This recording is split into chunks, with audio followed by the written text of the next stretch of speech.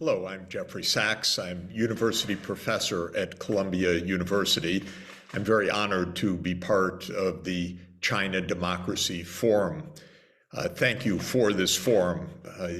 This forum is asking important questions about how governance should be carried out in the 21st century to meet the very complex needs of modern society and the complex needs of a world of 8 billion people. I want to say at the outset that there is no magic formula. There is no single set of institutions. There is no single model of good governance that one can apply to each place, because every country has its political culture, its specific orientations and needs, its local and historical circumstances that will shape the political institutions. But I do think it is fair to say that political institutions should meet certain basic tasks and certain basic responsibilities, and I would mention 6 very briefly. First, a government should be based on a consistent orientation to the common good. Now, this may seem obvious, but many governments are not oriented towards the common good. They're oriented towards very narrow interests, maybe the interests of the elite, the interests of the rich, the interests of a part of society. But we need government to be oriented towards the common good of all of society. Second, government should honor procedural justice. That means the rule of law. That means treating people systematically in judicial or legislative methods, so that there is not abuse of power, that there is not individual discrimination and abuses that undermine the quality of our political community. The third is that governments should have the capacity to achieve not only procedural justice, but substantive justice. And in part, that means achieving the economic conditions for people to meet their needs across society. To achieve the economic needs of society, government needs capacity, professionalism, the ability to plan, the ability to understand the changing needs, whether it is because of environmental challenges or technological changes. So government capacity, expertise, planning directed towards the common good is a core part of decent and necessary governance. A fourth part of good governance, in my view, is fostering the virtues of civic participation and the individual virtues of the population. And by that, I mean government through public education and through the good behavior of leaders should help to foster the good behavior of citizens.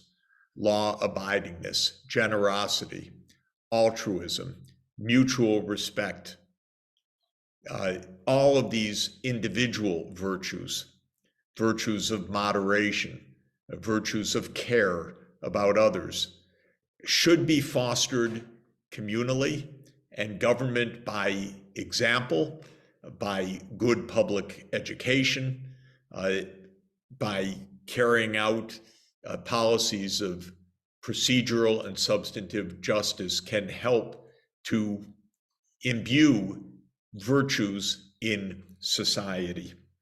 A fifth point that I would emphasize, especially in our diverse societies, is that good governments should respect and treat minorities within society with decency, with respect, with procedural justice, with law abidingness.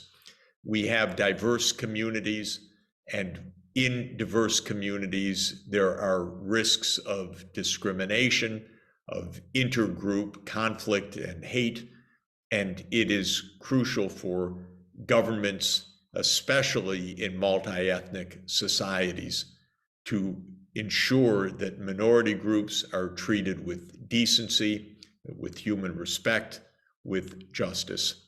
And I think that all of our societies need to work hard to strive for that.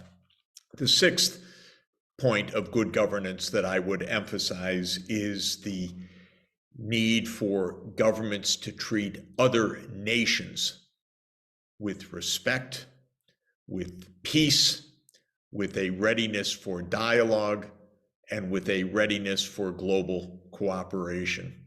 We are especially right now at a time of tremendous geopolitical stress, very dangerous stress. In fact, a hot war, of course, in Ukraine, and dangers of more conflict in Asia and other parts of the world. And we need, especially the major countries, to be speaking with each other, to be cooperating with each other, to be operating according to standards of international diplomacy, to be honoring the UN Charter, to be honoring the Universal Declaration of Human Rights. In other words, for our different nations to treat each other collegially, respectfully, diplomatically, and especially peacefully. So this, I believe, is the most important way to think about governance: is what are the conditions that good governance calls for? What are the behaviors that governments should respect? To achieve these objectives can occur with very different kinds of institutions.